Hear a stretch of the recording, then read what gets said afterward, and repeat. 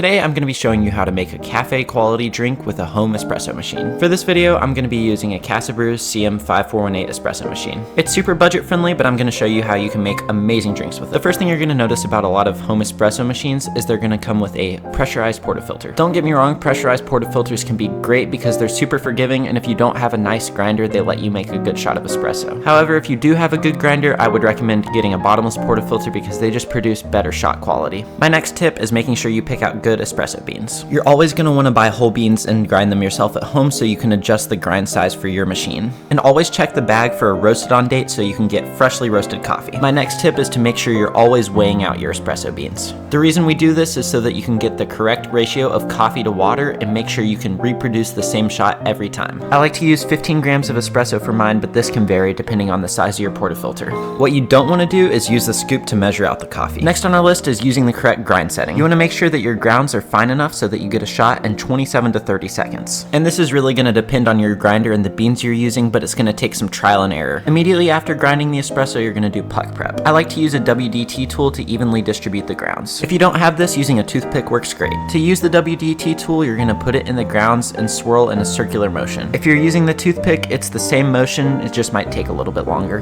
Then I'll tap my porta filter to flatten the grounds a bit. At this point, your porta filter should look something like this. Now I'm going to take my tamper and press firmly from overhead so that I don't hurt my wrist. This compacts the ground so that there's more pressure. After this, you're going to pull your double shot of espresso. It's key here for you to weigh your espresso. I like to aim for 36 to 40 grams. It's important to note here, if you're trying to dial in your grind size, you should be timing, and you're looking for one continuous flow of espresso. On this machine specifically, I'll shut it off when it reaches 30 grams and it'll continue going for a second. And if you followed all these steps, you should have a nice golden syrupy shot of espresso. Now for the steamed milk, I'm going to take my steaming pitcher and I'm going to fill it to the bottom of the spout with milk. To get the perfectly steamed milk, I'm going to insert the steam wand to the center and then tilt the jug so that it's halfway between the wall and the center. When you first turn on the steam, make sure that the tip is fully submerged and you get a whirlpool effect. After a few seconds, lower the jug until you hear a paper tearing sound. Once the milk has expanded about a ½ inch, you're going to raise the jug back up and continue to let it swirl until it's just too hot to the touch. This next part is called grooming the milk. You're going to take the milk pitcher and swirl the milk around and tap it on the counter to get all the bubbles out. To finish the drink, you're going to start by pouring the milk high so that it can fall under the crema.